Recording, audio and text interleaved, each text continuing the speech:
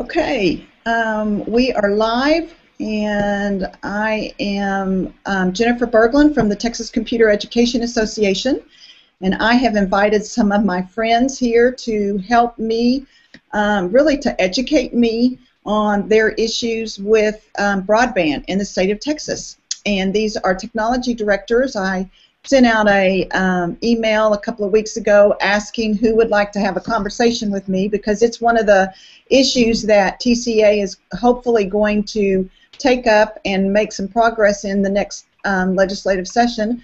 And so I kind of had an idea of what I think some of the problems are, but it's really best to talk to those that are out in the field. And so I asked for some volunteers, and I have several with me right now. There might be some others that join.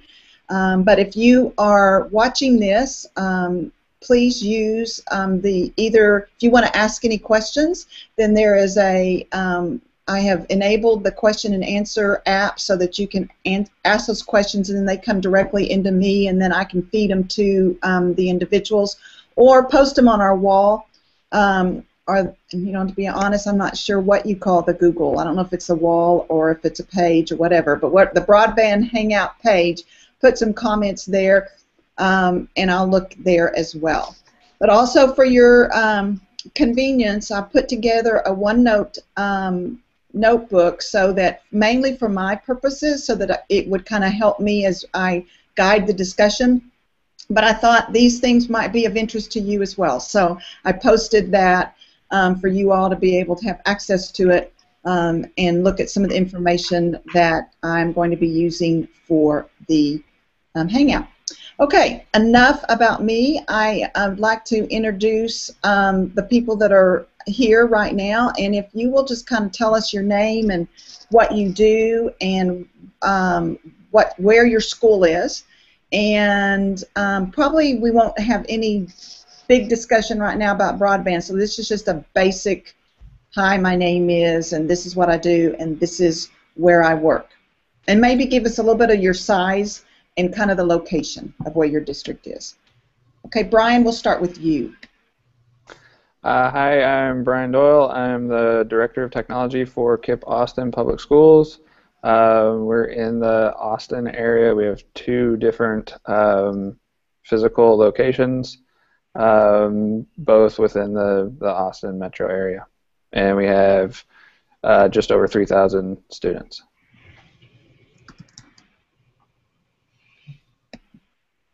Okay, I'm sorry, Mark, would you? Oh, yeah, I'm Mark Simmons. I'm from Comanille ISD. We have 406 students. We're north, about an hour north of Beaumont, Texas.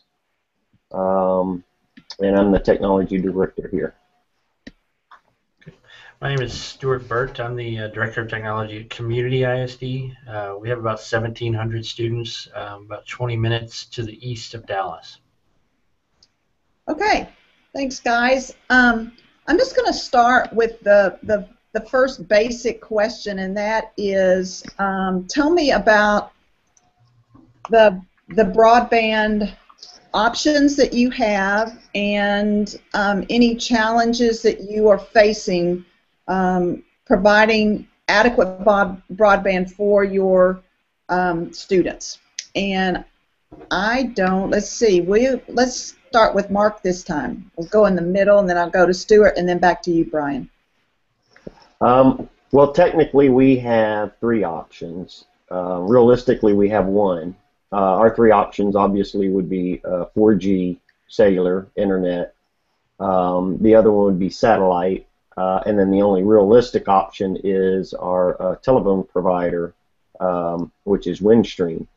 And we have those three options, but realistically we only have Windstream, so we use Windstream, and we were fortunate enough that they pulled in fiber to us.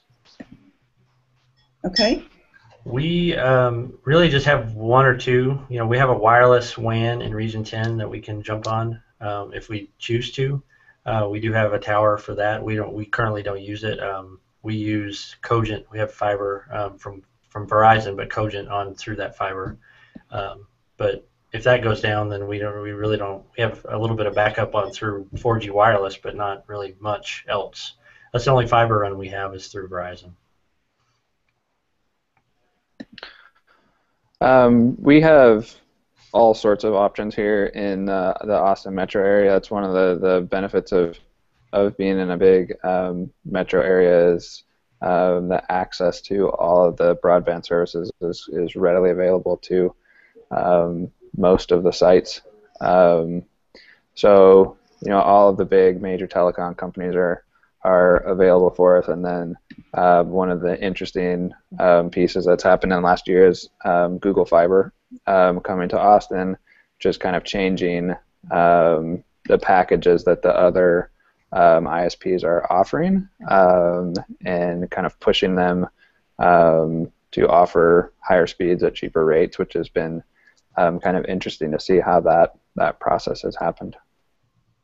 Yeah, one of the pieces of research indicates that the more options you have available, then definitely the price goes down. And Google, I live in the Austin area as well, and with Google's fiber project, they have all of the other companies are trying to compete with them. So really, really interesting. Okay, we had somebody else join the Google Hangouts. And can you introduce yourself and tell us where you are from and a little bit about your district? Hi, I'm Jackie Fewen, and this is John Gaines. Hello. And we are from Lubbock Cooper out in West Texas. We're a smaller school district from Lubbock, Texas, and we're a fast-growing district. We have 4,938 students, give or take. And sorry, we were watching it through YouTube live. It took me a second to get actually joined to the Google Hangout. That's okay. And Bill Long is trying to get into the Hangout as well. And Bill, I'm trying. I've tried to add you several times. So. And I actually sent an invite to your email, so hopefully you'll get there. Jackie, I'm going to let you think about the next question while Mark and Bert answer it. But the question that I want you to that they're answering right now is tell us a little bit about their broadband options and maybe what some of their challenges are. So who did I say was going to go next? Is that Stuart? Yep. Okay. We really don't, we took to E-Rate bid, a couple years ago on more bandwidth, and all of the options were wireless. The only one that was not wireless was Verizon or Cogent, and Cogent was able to use Verizon's fiber. So everything else, they wanted to put up wireless antennas for us, which I wasn't really wanting to do that. So that was kind of the options we had. We're kind of limited.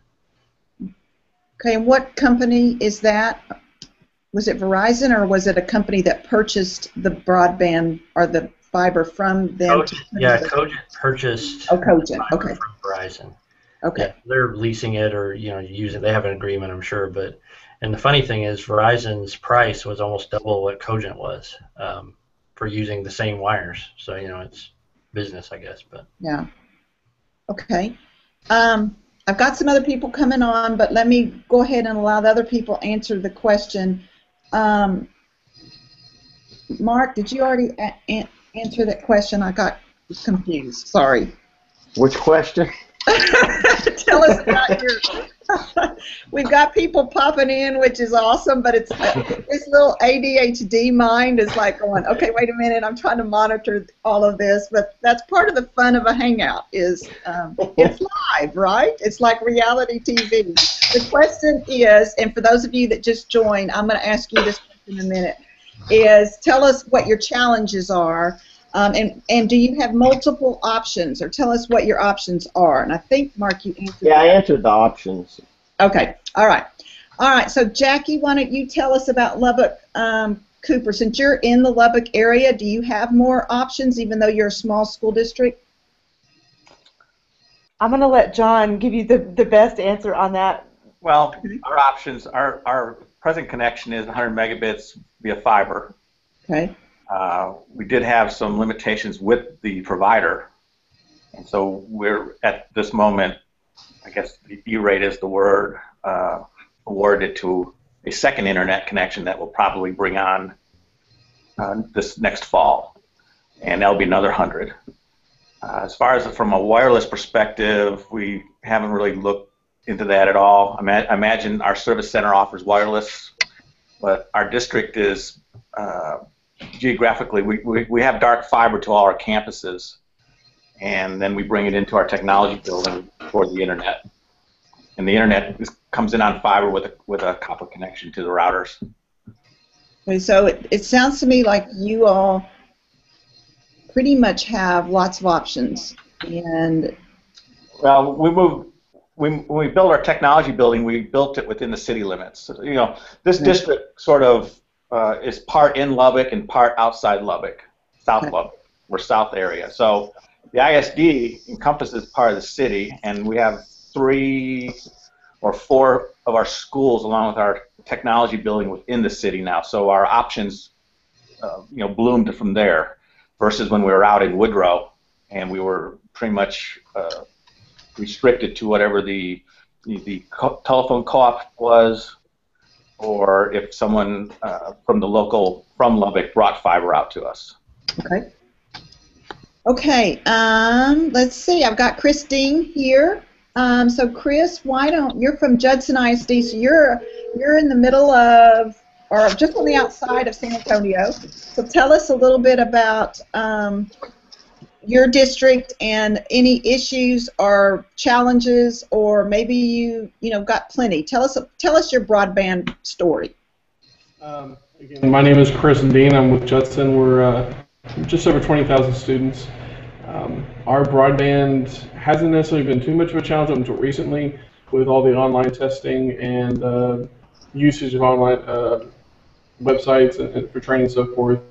So we pretty much, over the past 6 months, have been capped out. We've got a 200 meg link, and we've got a backup 100 meg in the event that we lose our primary data center. But I can tell you right now, the choppiness of the audio and video is directly related to the amount of bandwidth that the students are using. They're killing it. But we are actually going to switch over to gigabit links on both sites, both of our data centers, and they'll actually be active. So our throughput issues will hopefully be controlled for a little bit until, again, more technology comes into play, more students come into the district, and then eats up that bandwidth. And we'll work on the bandwidth management as well, ensure that the priority type of access is there, not the gameplay and things like that. Okay, so you brought up a very good point, and that is that I'm sure this is true for all of you. Your demand is just increasing as you move student devices on there, the online testing, all the things that Chris just mentioned, and I think that's one of the issues that we need to make sure we recognize, and that is that it's not just the rural districts, although they have specific challenges, but even the urban districts have a hard time keeping up, particularly with that. All right, so I am going to switch over to Bill now. Bill, you are from Harper, Texas, and why don't you tell us a little bit about your district and you and what you do, and then also your experience with broadband. Well, I'm the technology director / catch-all for the district.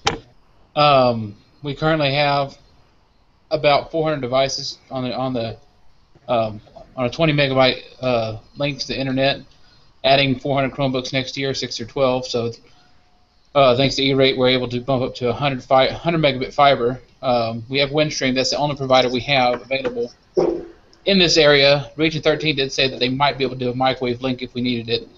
I'm not sure if that provider would be able to reach out here. Even cell phone service, we only have one provider that works out here. So we're kind of really geographically isolated. We're 20 miles from Fredericksburg and 20 miles from Kerrville. So that's the biggest cities around us. So, Bill, the biggest issue is you don't have a provider that is out in your area that can give you fiber. So you have wireless, but you don't have fiber. No, we are getting fiber. We have possibility of getting wireless in Region 13 that they just recently told me about, but we're going to be spending almost $50,000 to have fiber here for next year. So it's quite pricey. Whenever you look at the scheme of things in bigger cities, 100 megabit fiber isn't going to run you, $50,000 a year. Is that $50,000 the construction?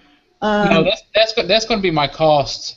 Now, Annually? E-rate is going to become lower, but that's going to be my cost. Okay. Let me see if we can just kind of run down, and y'all may not be able to know this. When I was a tech director, I probably couldn't have answered this right off the top of my head. But can you kind of estimate or tell us per megabit? Is that how you would say it? What you pay, so we can kind of compare the different areas, because it has something to. That's one of the issues. The cities can get it's much cheaper per megabit. So can y'all give me that? Well, I can do mine really quick right off the top of my head. Okay. We're fortunate enough that we pay zero. We don't pay anything for our internet at all, but that's going to change next year. So then we're going to start having a lot of those challenges that a lot of these other school districts have. We're fortunate enough to be into in a consortium that after E-rate it pays whatever's left over. Okay. All right. Somebody else? Yes, at Lubbock Cooper, we pay $50 per megabit, but we're about to have to pay almost $60,000 in construction costs to get some additional fiber to our high school. Is that 50 a month or 50 a year? $50 per megabit per month. Okay, per month. Okay. We're about $30 per meg per month before E-rate. And okay, Stuart said that.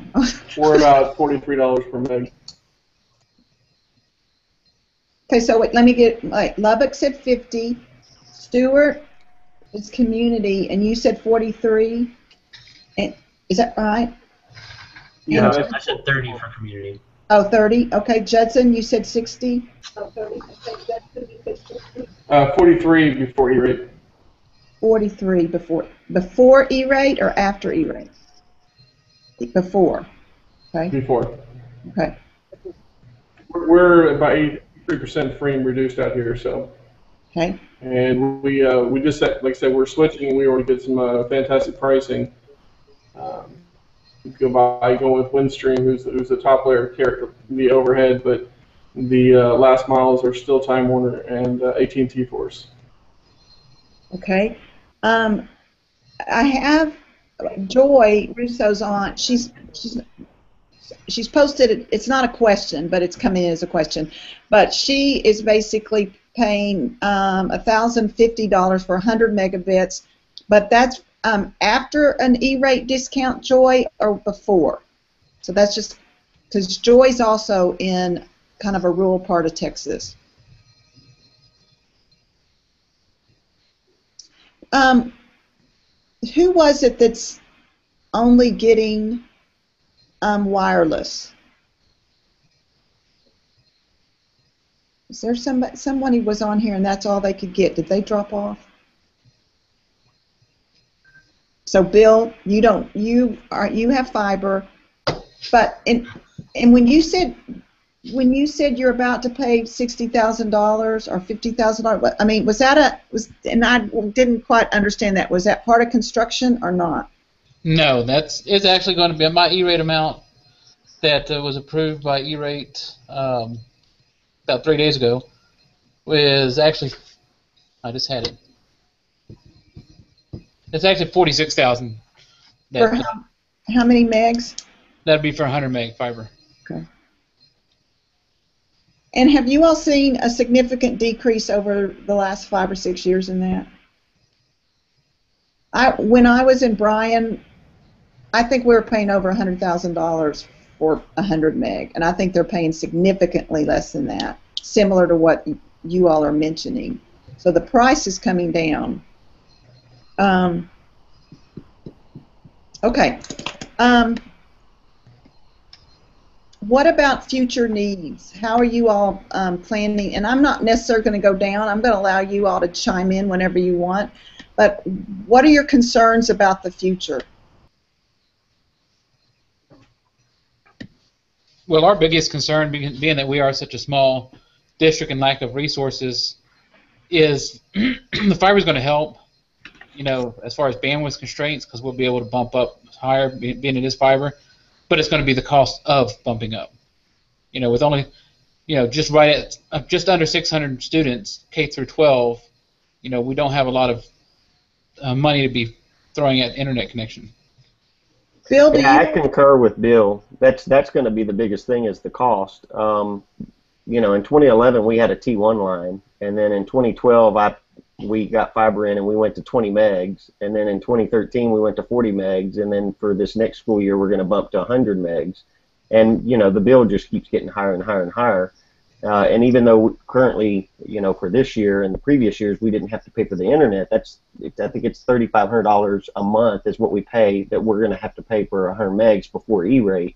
Well, next year we're not going to have that consortium, so we're actually going to have to pay whatever's left over after the E-rate. And on top of that, E-rate is changing up so drastically with free and reduced lunch that USAC does not count what they call Category 99 students. They only look at Category 1 and Category 2 students in the school lunch program, which is free and reduced lunch. But TEA requires you to put students in the state of Texas that automatically have SNAP, a TANF or SNAP. They're automatically qualified on this Texas Department of Agriculture list as being a free lunch, but you're required by TEA to put those in a Category 99.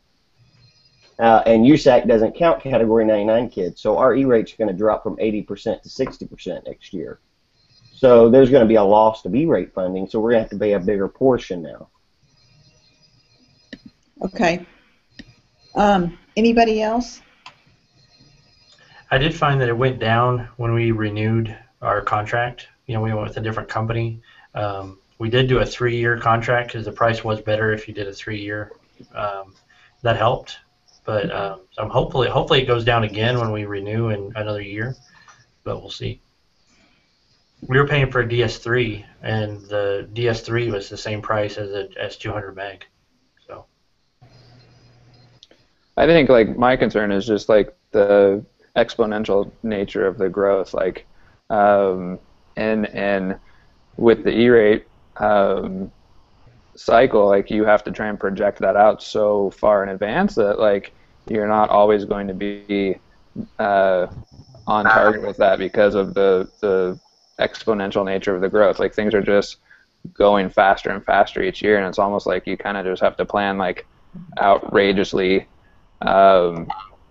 higher than what you think you may need to try and accommodate it, and so for us it's been pretty nice. When we did our current contract a couple years ago, the price went way down from what we've been paying in the past, and now things in the Austin area are going down even more because of Google Fiber being here, and I think it brings to light part of the issue is with the current nature of the ISP's business strategy, that they have the ability to offer much more speed and much more capacity if the fiber is there, but they're just not wanting to turn it on as freely as they possibly could. So as soon as Google Fiber got announced, AT&T in the Austin area announced their GigaPower service, and we're able to turn up without any additional equipment or lines, people's existing plans from their 20 meg home installations to 300 meg without any significant hardware changes on either end. And so it's I think there's additional capacity that's out there, and it would be nice if ISPs were more willing to work with us, especially educational agencies and nonprofits and stuff, to try and give them the best pricing possible. Okay. Have you all found that, particularly those of you in the areas of the state that do have multiple options, when you put out a bid, are you finding that they're all bidding? Even when I was in Bryan and I had multiple options, they didn't always all bid. We only have one company that can offer really internet to us, and when we put out our 470s and start going through the bidding process and stuff, I actually have 5 or 6 different companies that will bid under the internet that's listed, but they don't quote us anything for internet. They quote us for telephone stuff. So we never really have anybody that bids out internet stuff because there's really no other option other than our one company out here, and that's it. How about out in the Lubbock area? Are you all finding? Well, when we went out for a bid, we're in our 3rd year in 2011, and we had a present 5-year contract with this one company. That's at 100.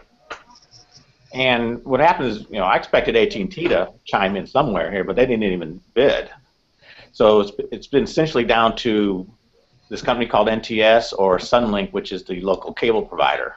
Mm-hmm. And the difference between those two at that time was the construction cost of bringing in Sunlink was just outrageous. So we went with NTS because they brought it to our building. It was a brand new building at that time, so all we had around us was cotton fields, and so they brought it to us. They didn't charge us for any construction, and we signed a 5-year contract, and that's the $50 per gig or per meg. Now, since we've awarded Sunlink the other 100 through E-rate, that's coming in at $20 a meg. So we're paying $5,000 a month to NTS, and come fall, we'll probably do an additional $2,000 to Sunlink, and have 2 different pipes. But yeah, it's amazing. Some people won't, and we'll get some of the because I guess it's listed on the internet. We'll get people come in and say, we can do this, but they have no local presence here.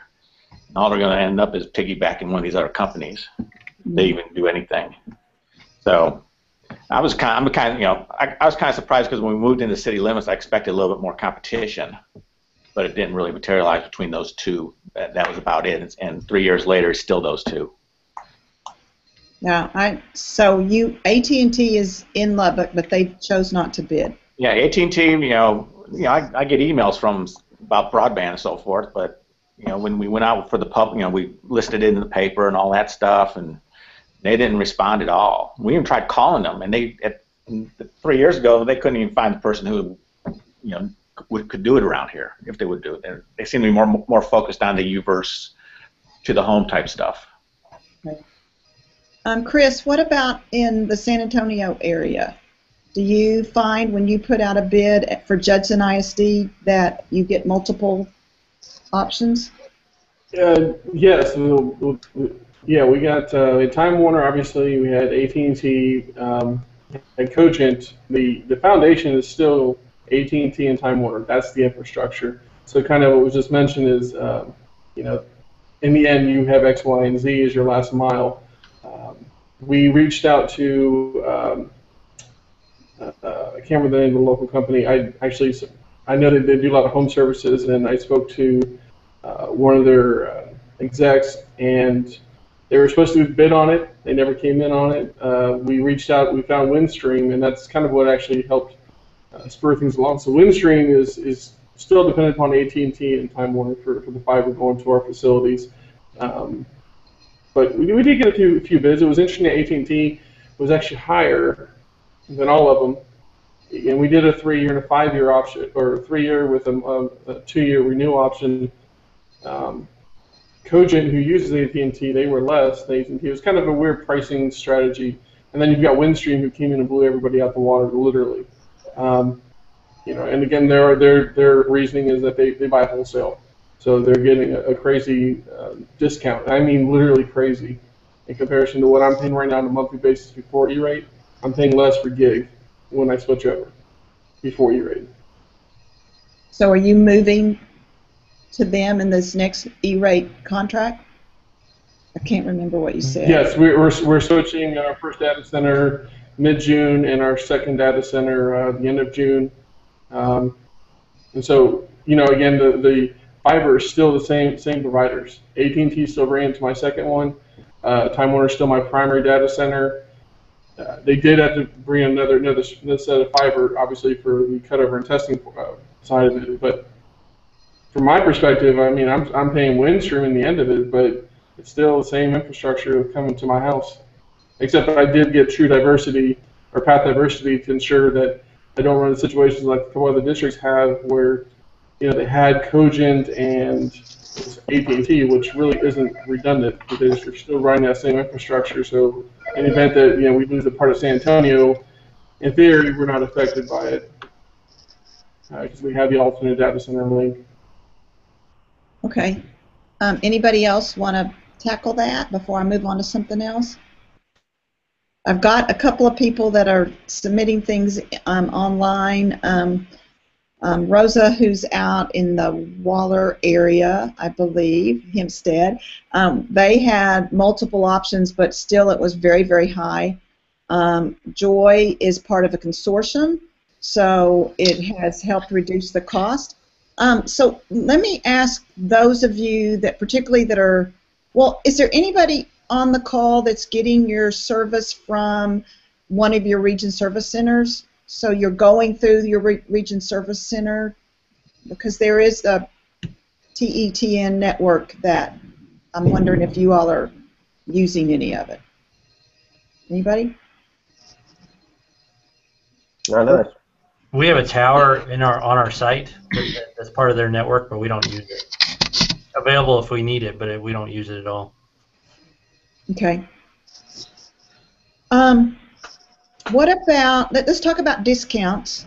You mentioned E-rate. Do any of you know if you're receiving any of the telecommunication discounts that have been around for a while? It would largely be your large carriers, AT&T, Verizon. There's actually a list. I think there's like maybe 12, 13 of them, but do you even know what I'm talking about?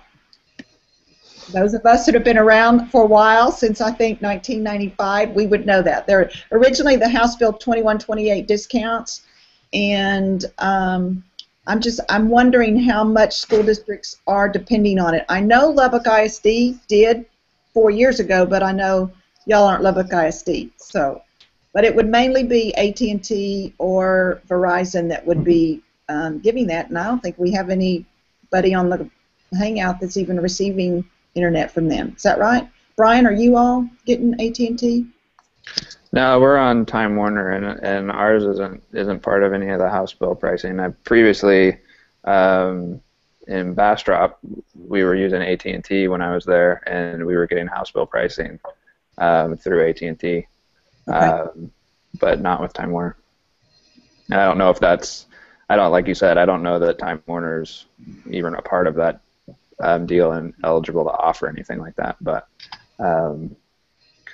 it's the pricing that we get's better than what the House bill pricing was that we were getting for the same type of service with AT&T. Okay. Jennifer? Yes. One thing I did notice, talking about providers in your area, a lot of the way with the telcos have been arranged by geographic area, their service area. You may have, here we have Hill Country Telephone that fiber goes right by our building and then goes out to DOS, but because of the agreements between carriers or whatever, they won't come into our area and compete with Windstream. So, because it's not their LATA or whatever they call it, their area. So that kind of poses a problem, because even when I did a fiber survey with some other people, I have Quest and AT&T fiber running right through our town, but obviously they're not interested in dropping off and building anything here. But Windstream told me Hill Country Telephone told me they could provide me back whenever I was looking to increase to 40 last year, and they could put a tower and just microwave my stuff to DOS and then transport it back across the fiber that goes in front of my school. Well, that was kind of ridiculous, but anyway, needless to say, we didn't go that route.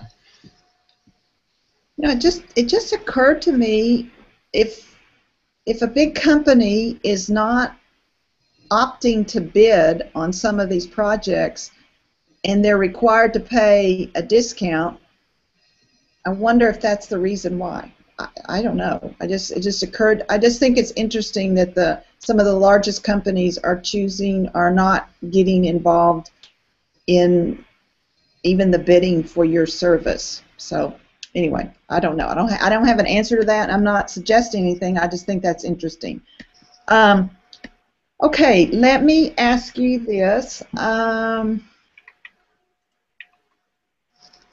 What about the equipment? Is that as much of a barrier or a challenge keeping up with the network equipment to make sure that you're efficiently using the fiber? Is that a bottleneck, that your equipment is old and you don't have the funding to upgrade your equipment? I mean, we can look at how much bandwidth you're coming into your network, but if you don't have network that can handle it, then the speeds are going to drop off significantly by the time they get to the classroom. So tell me what you think about if you see that as a problem. I can see where that may be a problem with some other schools, or some schools that may have some problems having the funds and stuff for the hardware of their network. I was fortunate enough and smart enough that I put all that in place before upgrading our bandwidth. You know, and you're talking about firewalls and web filters and switches and stuff.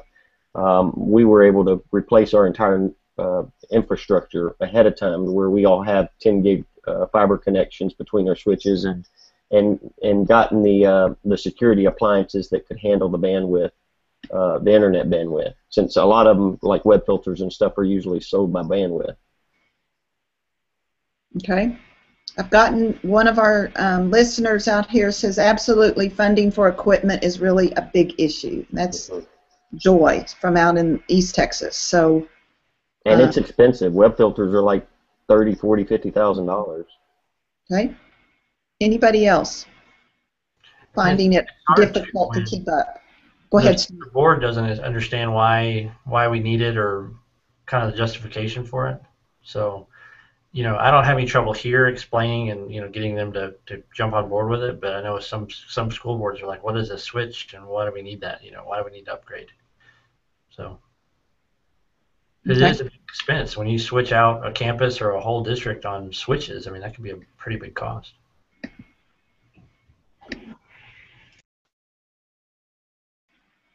Anybody else? Well, what I'm going to run into as we do this Chromebook migration, and even probably next year when or next couple of years when we start doing more one-to-one in elementary, is my wiring backbone. You know, as far as not necessarily the fiber between my buildings, but just, you know, having more than 100 megabit per classroom. Whenever I'm dealing with old wires, you know, I'm going to have to replace that wiring, and that's going to be a big expense. And whenever I don't qualify for any priority 2 services, it's all, you know, out of whatever budget I can, you know, get money from. So, yeah, that's going to be a big expense. Well, that brings me to this question, and that is, what kind of, and Stuart kind of alluded to it, what kind of support do you have in your local board, your local administration? And I certainly don't want you to say anything negative about your administration by any means, but that having support and people understand the needs there is critical. So do you have challenges with gathering support and for the need to constantly upgrade this technology? We used to have a problem, but I think as we have moved forward of transforming things from the 20th century to the 21st century learning, they have been more acceptable of the costs that are involved. You know, I lay it out to them pretty much ahead of time. Technology equals a lot of money. It's not cheap to have technology, and so the more that they can better understand that, and the more that you hold, you know, I put out monthly technology update newsletters for not only the administration but teachers and parents and students, so that everybody is kind of familiar with what's going on. I think the more that people understand what's involved in it, and as long as everybody's on that same goal, you tend to have less resistance from it. Okay.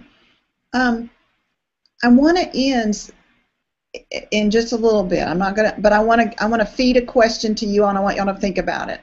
I mentioned earlier that I want to do a survey, and there are a lot of the information. I think I know what I need, but I want you to think about what question do you think I need to be asking technology directors of school districts so that we can get enough information to be able to share with the legislators about the scope of the problem. And even if you don't have a problem in your local district or school area, we're trying to solve the issue across the state. So I want you to be thinking about that. But in the meantime, I want to introduce you all to Don Shirley. Don is a friend of mine, largely because of this issue. Don works at the state level, actually funded with some federal money. He runs Connected Texas, which is part of Connected, I don't know if it's U.S. or America, Don, you can correct me, but he knows more about what's available out there than anyone that I have found in the state. But not only that, he and his group work tirelessly to help solve problems and go out into communities and try to pull people together. So, Dawn, I want you to I'm going to give you a few minutes to just either talk, or if you have some questions that you want to ask these people, because I may not be getting to the heart of the issue. So I'm going to give you the platform and give you a chance to introduce yourself and tell everybody what you all do, but then ask any questions if you have any. Okay, all right. Can everybody hear me okay? Yes. Yes, okay, good.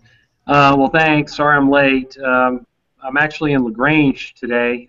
We just finished a meeting with the local community here on a different program that we're running that we call Connected. And if you guys aren't familiar with Connected Texas, it's a statewide initiative to try to evaluate the status of broadband internet availability and use across the state. And if you haven't seen our maps that show where all the broadband services are, it might be something worth looking at. On our website at connectedtx.org, we have mapped out the entire state, all the broadband providers in the state, where their services are being delivered, what technology they use to deliver their services. Some of the more detailed information is under non-disclosure, so we can't share that in a public forum like our website, but we can share it on an individual basis. So, for instance, there may be middle mile networking assets that, fiber networks that are available that we have on our map, but that aren't being displayed in public. So, if you guys ever had any questions about, remote bandwidth and potential sources for that and so forth, then we can help with that kind of information. And that's really where the program started, was in trying to map out all the providers and all the bandwidth out there and figure out who was delivering broadband services and who was in need of better bandwidth.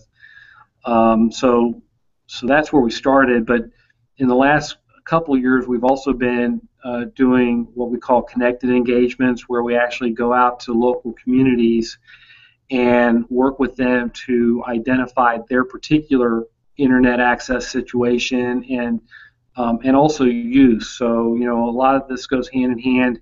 A lot of providers aren't delivering internet access in certain places because they can't get subscription to the internet services they already provide. And that might be a residential issue. Somebody had mentioned earlier, just a few minutes ago, about how AT&T was putting all their energy into UVerse, for instance. But But then, of course, that impacts you guys too, because if they're not delivering bandwidth into a community, then that means that school in that community also is not able to get the bandwidth, or the library, or the hospital. So it all, goes hand in hand. So our Connected program, we actually work with local communities to assess their broadband situation, and then identify where the gaps are and what the causes of those gaps are. So, lack of competition amongst providers might be one of the issues. Lack of subscription, might be another issue. There might be digital literacy issues in the community. So all the kids are learning how to use the computer, at school, but none of their parents know how.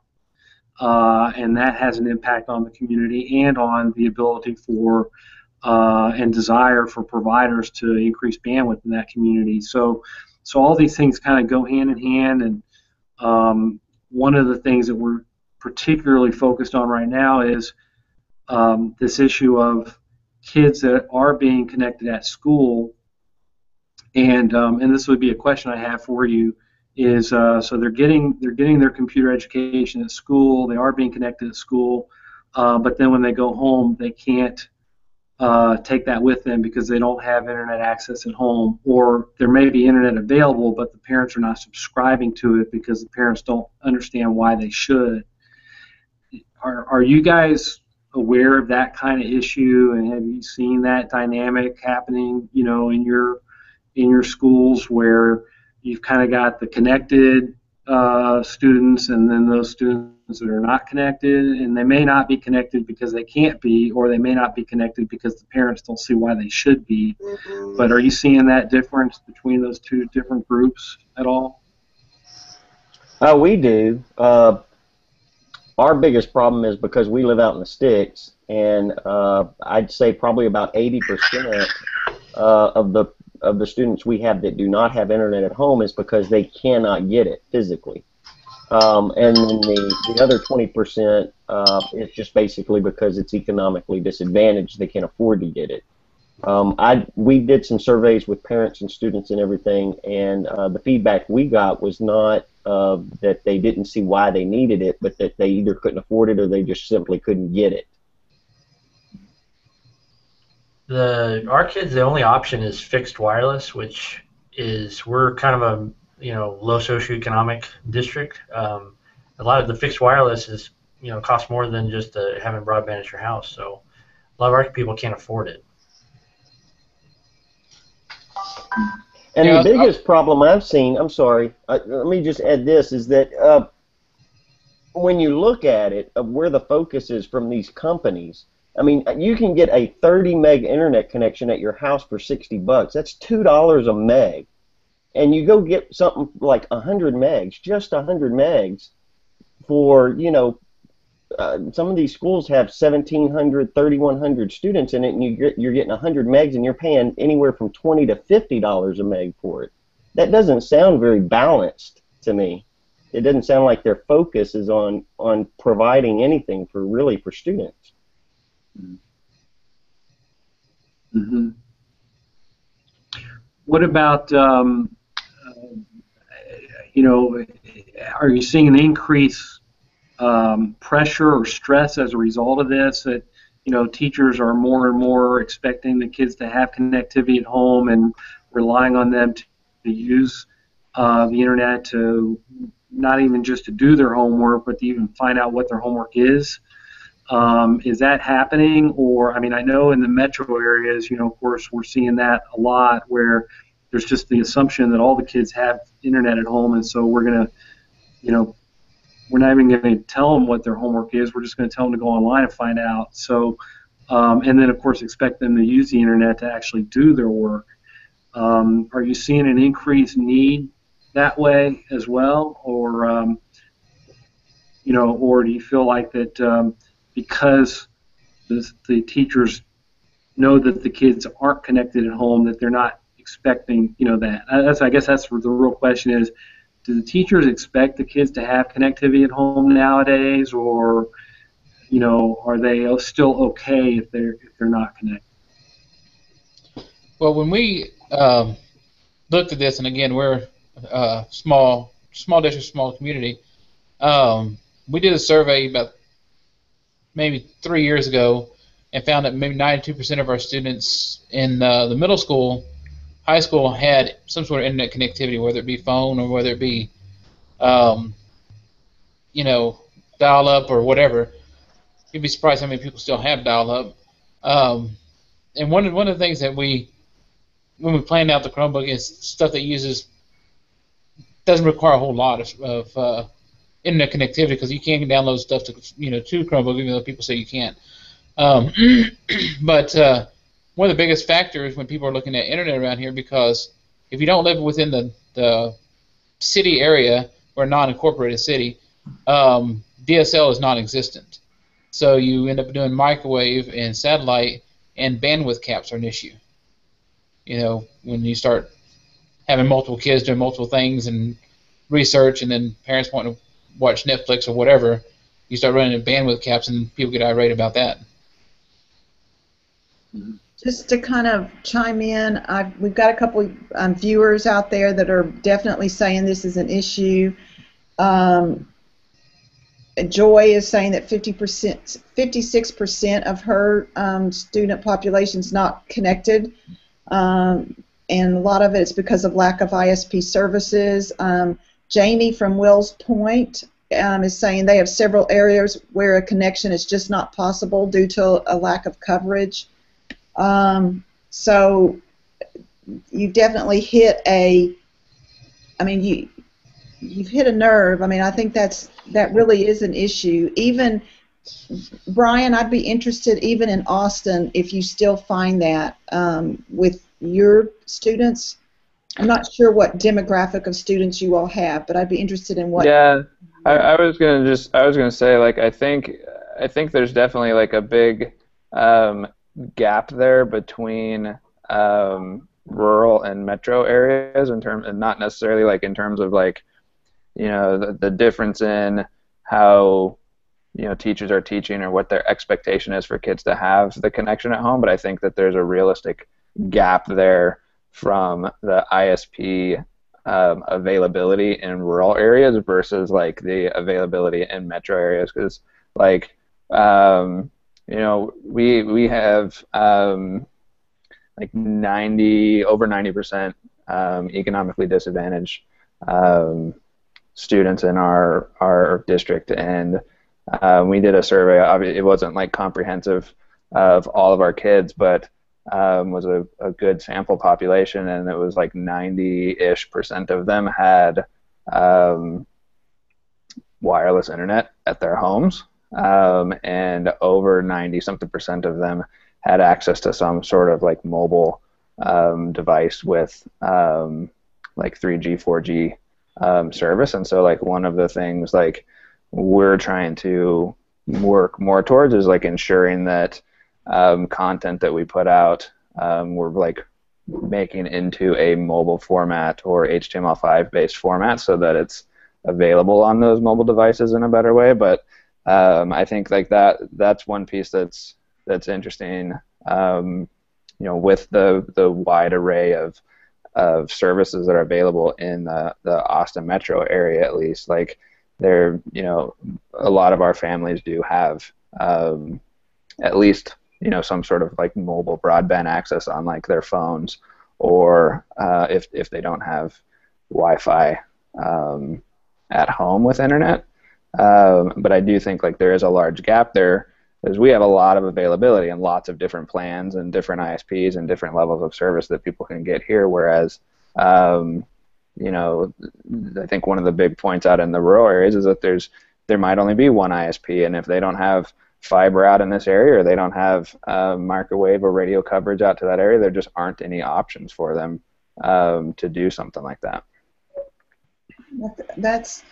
I want to follow up, but we're getting close to our 1 hour limit, and we can go over a little bit, but I don't want to assume that y'all just want to stay with me all afternoon. So, and you probably are hungry, but because one of the things that I would also be interested in, and we don't have time to ask this, but maybe this is a question we'd want to put on the survey, is our kids, and I think, Brian, you have hit it on the nail. Are they getting access via a computer at home through like their traditional ISP, or is it cellular service? And I think that's a whole nother issue.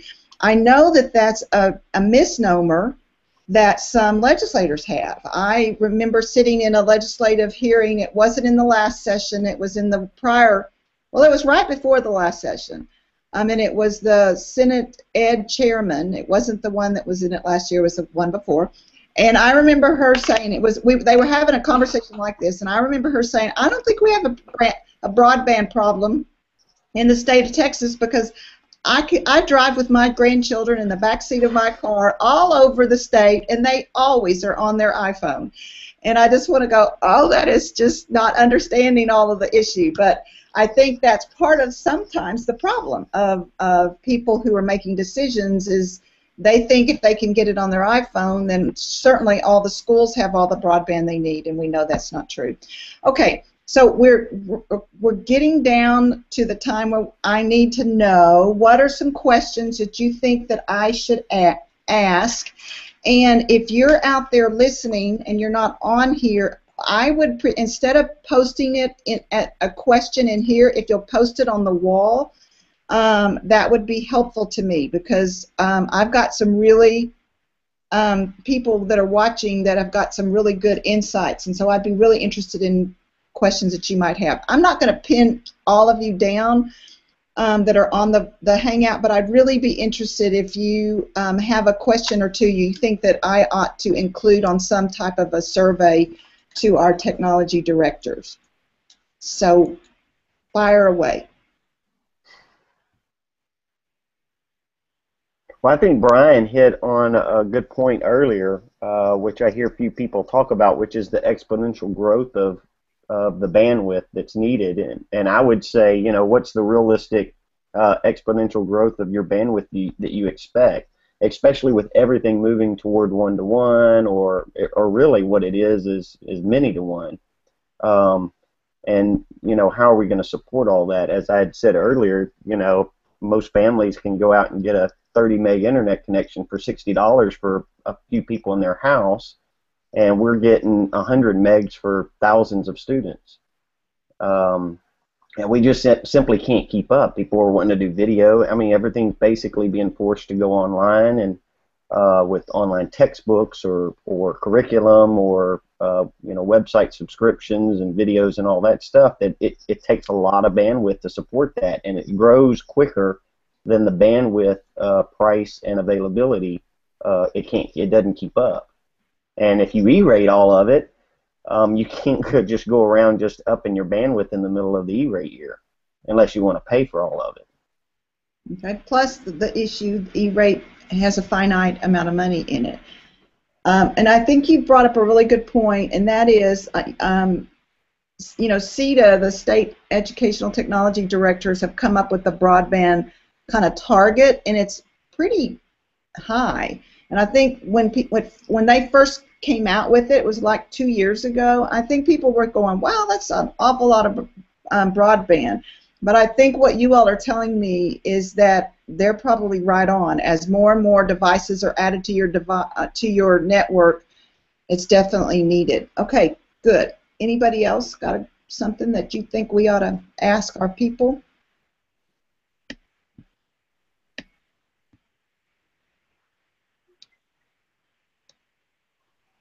I know that Don has some things, but he and I can talk later, because he's got some questions that they need as part of a national initiative. So we will be including that kind of things on the survey.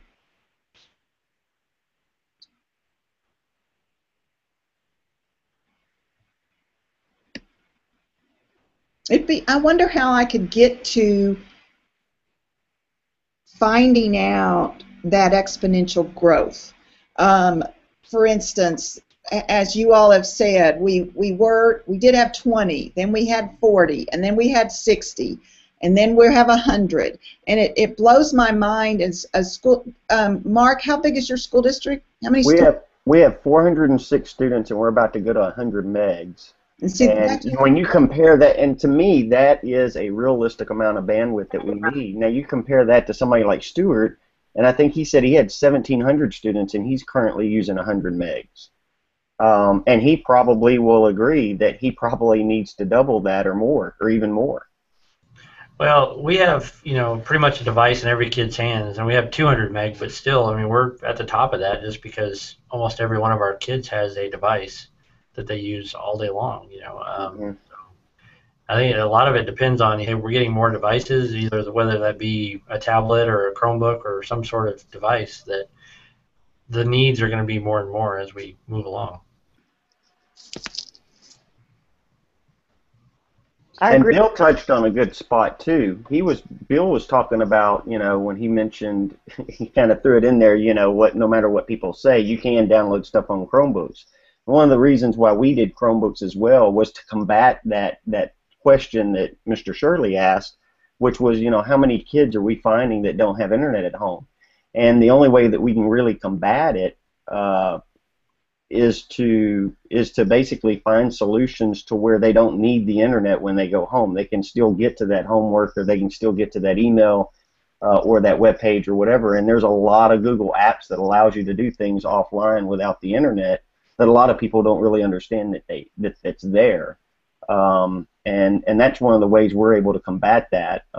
The other angle, as you know, Jennifer, we tried to take an angle of grouping a whole lot of people together and see if we could build a county-wide Wi-Fi, which would be a really expensive solution.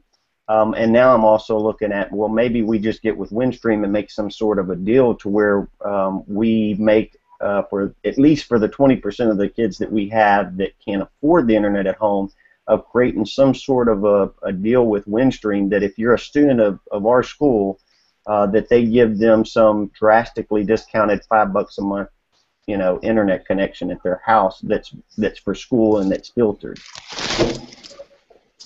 So what I think if I can summarize, in a perfect world, you want broadband that's scalable and that's affordable. And if you could get that, then life would be good. And I think that's the problem, is that and Brian, being in Austin, is going to have an easier time meeting that, where those of you where you don't have a lot of options and a lot of competition, that's difficult. And then the other issue that we've got to tackle is at-home access, is because y'all are exactly right. If kids can't, teachers are not going to be assigning a lot of things digitally if they cannot depend on their kids being able to access it at home. So that's an issue. I have Daniel, who just joined. And Daniel, we're already over time, but if you want to chime in a little bit and tell us what about your area, we're here to listen. We're in the Taylor area outside of Austin. And we have reasonable options available to us. Time Warner, AT&T, the wireless 4G LTE we do have available as well. Build out for fiber has been an issue, so we have remained with basically the smaller 12 meg circuits. We can get up to 18. We do have 2 of those 12s, as well as an additional circuit with Time Warner and the 4G Verizon LTE, which we use for backup. And you are with your school. You're with a private school, a Catholic school. And Correct. How many students do you have? Our census is around 150, and this is just pre-K through 8th. Okay, but you're close to Austin. I mean, relatively, about 50 miles probably. Yes, we're just due east of Round Rock, about 15 miles. Okay. Okay. How about at home, Daniel? Do you know if your kids have access at home? I would say we have actually done some statistics on that, and I would say that a very good majority of our students actually have internet access at home. We do actually, it's really not just a local, which is sometimes a little bit more of a challenge for us, but we do have students that come from Round Rock, Elgin, Manor, Hutto, a little bit further north, Rockdale, which is actually east, and some of those areas are a little bit more challenged with high-speed internet service. Um, but we have also actually looked at and entertained what are the other wireless options that the students may have available to them other than just landline services. And I've actually reviewed both Sprint and Verizon options, AT&T as well, and they're all eager to talk with us. But I know that we have a much smaller population, which is a little easier to accommodate than a larger one. So. Okay. Well, that's good. I'm sorry you couldn't get in before now, but I appreciate you coming. Oh, I've actually been watching along with the live stream. I just didn't have the interaction here quite so. Okay. Is there anything that any of you all want to throw in before we close? Well, Jennifer, we're talking about exponential growth of internet and the need for more bandwidth, because the more you have, the more they're going to consume, and it goes back to a lot of that is bandwidth management and looking at where your most used apps are and why are they there. Just a quick summary. I was looking at my wireless network, and just yesterday, in the period of regular school day, we had about 10.3 gigs of information transferred, and so that's a whole lot of information on a 40 meg link. And that's before we even do the Chromebook rollout next year, where we're giving every student 6 through 12 a Chromebook. So, yeah, it's going to be a big issue. You're exactly right. Every kid's going to have a device? Every kid 6 through 12. It's a lot. And then we're rolling out. We'll have mobile carts in third, fourth, and fifth grade that'll go between the two classrooms. So they'll pretty much almost be a 1-to-1. It'll be a 2-to-1 type thing, and then K through 2 will have unlimited access to a mobile lab we have, or stationary lab that we have. So. Well, first of all, congratulations, because that's a huge thing for your school district. But you will definitely be looking for more bandwidth, I guarantee you. Well, the good thing is that my district has decided that they're going to hire a technology facilitator person to help implement this, and it won't just be me. So that'll be a good thing. That is true, because there's a lot of training that needs to go on there. So that's awesome. Okay, Jackie, out in Lubbock, or do you all have anything you want to throw in at the last? Because you've been kind of quiet. I'm floored with the 200 meg with only 1,700 students. We're pushing almost 5,000 students at 100 meg, and I agree with the other gentleman where if you provide it, it's going to get consumed exponentially. So I'm just sitting here processing. Maybe we need to educate folks, like you said, your story about the grandmother with the kids in the back. We need to educate folks. We had a big printing issue a couple of years back, and once we educated folks on how much they were printing and how much paper we were consuming and all that stuff, we were able to manage it better. I also agree with the other gentleman talking about we need to be better about bandwidth management, and that's something John and I are learning about and deciding how we're going to manage that here at our district. So I don't know, I'm torn. I'm an educator, so I want to educate folks on usage and where it comes from and how it's paid for, and so we can manage the bandwidth on our end, but also manage the actual usage and educate folks on is it really necessary and is it improving student performance. That's the bottom line, is the access to bandwidth and these online resources, online assessments, and things like that needs to improve student performance. And if we can't link that somehow, that's very hard to link because teacher behaviors change, all kinds of motivations change. There's so many. So to me, it's just, I'm just taking on the big picture of how can we link this to student performance, and how can we manage it, because it's just going to be constant growth and usage unless we can, I don't know, educate folks. So out here at Lubbock Cooper, I don't know, we're just trying to learn what we're going to do about managing the bandwidth and how much do we provide, and then educating the leaders about we need to be educating parents. And I need to get some more data. I'm so impressed with these gentlemen and the data that they have.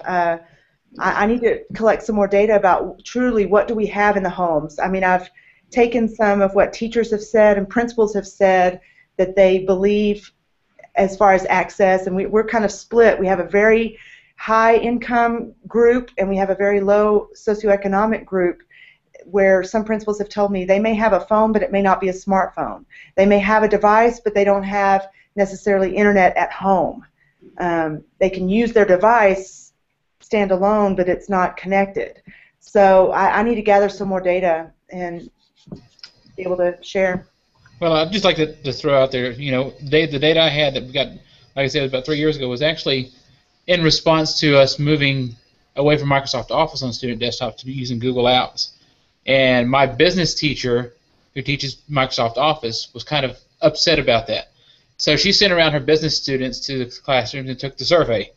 Needless to say, we were quite impressed with the results. So that was how we got our numbers. Well, I'm so glad, Jackie, you brought that up, because after all, it does come back to learning. And you also let me put my tech director hat back on, that just because we have it doesn't mean that people should be using it for whatever reason. It needs to be for educational purpose. So it is a taxpayer funded for most of us, unless you're at a private school, and then it's tuition. So it's a funded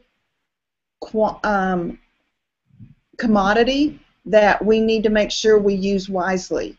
You know, I used, when I went to my board to try to get more funding, and this was back in '98 for technology when we really had very little, I used the analogy that it's, you know, there used to be a time in Texas where, and I went to school in West Texas, I went to school in Lubbock, and I went to school in Abilene, and there was a time when we had no air conditioning in those schools. There were big box fans that cooled us off.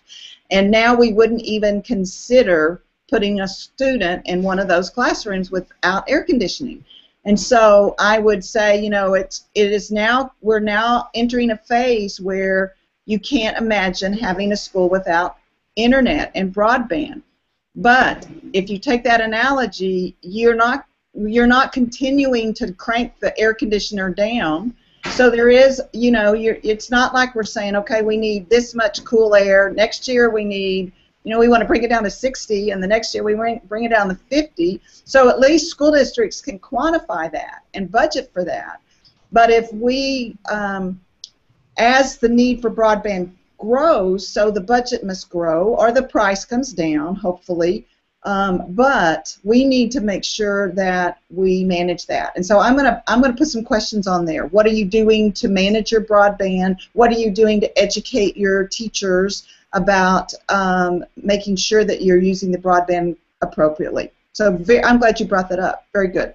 Yeah, and just one more example of that. We turned off Pandora, well, streaming for like maybe an hour the other day, and we got like 6 tickets and several phone calls and emails. And so that's another thing we're trying to manage is, you know, how do we get people to justify, you know, because they turned in on their tickets things like, it calms my students down and helps my learning environment if we have classical music playing. And so that's how they're justifying streaming, but we need to show them alternatives. We need to educate them and show them alternatives to get the same goal. But it was just so hilarious to me that within 1 hour of not having Pandora, the chaos that ensued. Okay, that's I love that. They calms them down. No, never mind that they could put in a CD or they could turn on the radio. Okay. I've seen that too, and it's also, you know, the bandwidth is always still going to keep going up because these web subscriptions that we use, or even some of these TEA websites or things like Think Through Math and stuff like that, the rich format and the multimedia and stuff keep becoming so much more better that it requires more bandwidth to just do some of the basic stuff that we do. And if you're going to go to online testing, then you're talking about even more bandwidth being used. So, and that's a lot how you can tie that into how does it benefit the student, that's at least that's how we justify it. Not so much of, you know, so that we can show some Netflix movies or so we can stream Pandora, because we had that problem as well. And it's easier, from what I've seen, to ask for forgiveness rather than permission. So I just blocked it all from the get-go. And but because, especially with HTML5, I think that's going to even be, once HTML5 becomes a standard, you're going to see, I think, a huge leap in a need for bandwidth, because multimedia is going to be such a huge part of that. Although I think it will handle it better than things like Flash and Java and stuff like that, but it's going to be a beast that you can't stop. Okay.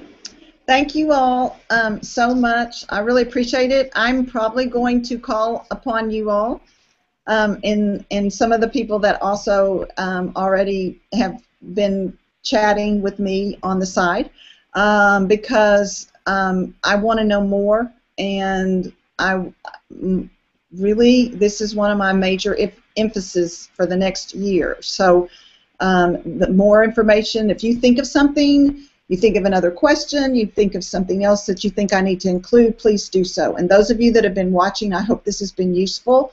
And you too can email me or pick up the phone and call me, and we can have some more discussion about it. But obviously this is a great need, and I will tell you, I think this is our next big challenge. If we are, I think we're so close to the tipping point where we're going to digitize the way we teach kids universally, but I think if we don't have broadband, not only at school, at home, it's going to stymie it. And so we've got to figure out how to do this and do it affordably and do it at a point where we can scale up when we need it. So I appreciate it. I'm going to stop the broadcast, and appreciate you all watching, and hope we plan to do more of these throughout the year. Thank you.